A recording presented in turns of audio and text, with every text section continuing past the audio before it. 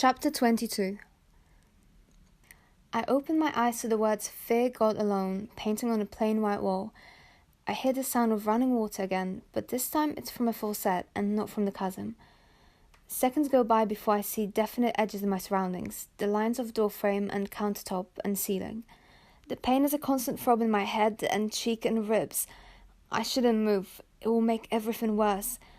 I see a blue patchwork quilt under my head and wince as I tilt my head to see where the water sound is coming from. Forrest stands in the bathroom with his hands in the sink.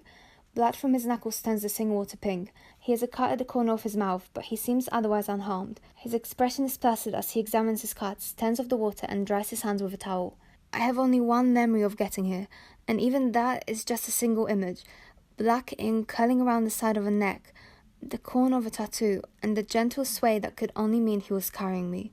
He turns off the bathroom light and gets an ice pack from the refrigerator in the corner of the room. As he walks toward me, I consider closing my eyes and pretending to be asleep, but then our eyes meet and it's too late. "Your hands," I croak. "My hands are none of your concern," he replies. He rests his knee on the mattress and leans over me, slipping an ice pack under my head. Before he pulls away, I reach out to touch the cut on the side of his lip, but stop when I realize what I'm about to do, my hand hovering. "What do you have to lose?" I ask myself. I touch my fingertips lightly to his mouth. "Tris," he says, speaking against my fingers. "I'm all right." "Why were you there?" I ask, letting my hand drop. "I was coming back from the control room. I heard a scream." "What did you do to them?" I say. "I deposited Drew at the infirmary a half hour ago," he says. "Peter and Al ran. Drew claimed they were just trying to scare you. At least I think that's what he was trying to say." "He's in bad shape?" "He'll live," he replies. He adds bitterly, "In what condition I can't say." It isn't right to wish pain on other people just because they hurt me first, but white-hot triumph races through me at the thought of Drew in the infirmary, and I squeeze Phil's arm. "Good," I say. My voice sounds tight and fierce. Anger builds inside me, replacing my blood with bitter water and filling me, consuming me. I want to break something, or hit something, but I'm afraid to move, so I start crying instead.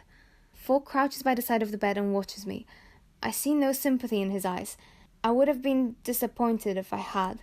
He pulls his wrist free and, to my surprise, rests his hand on the side of my face, his thumb skimming my cheekbone. His fingers are careful. "I could report this," he says. "No," I reply. "I don't want him to think I'm scared." He nods. He moves his thumb absently over my cheekbone, back and forth. "I figured you would say that. You think it'd be a bad idea if I sat up? I'll help you." Phil grips my shoulder with one hand and holds my head steady with the other as I push myself up.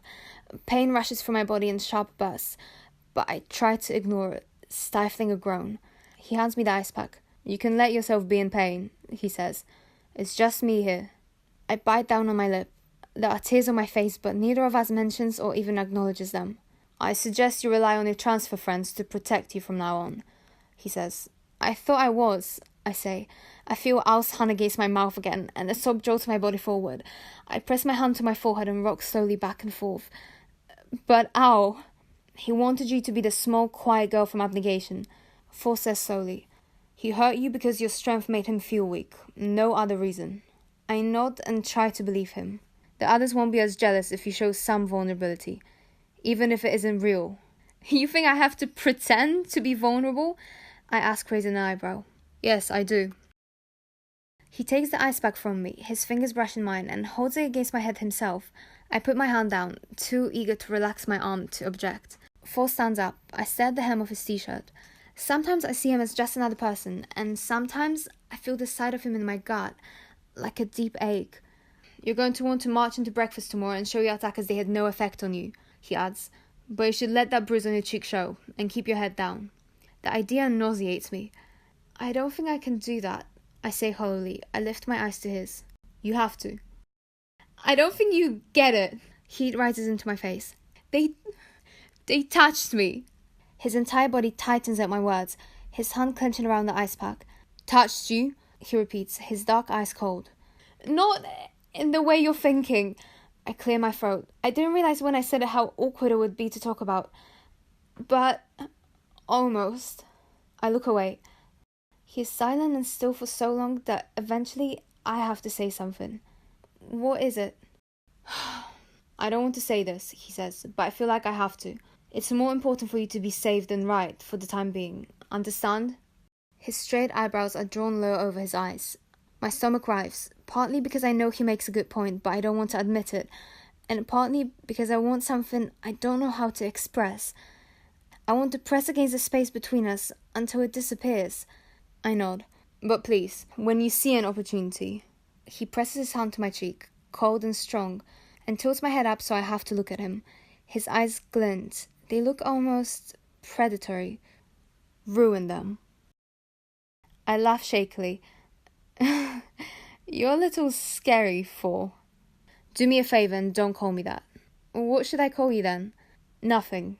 He takes his hand from my face. Yet.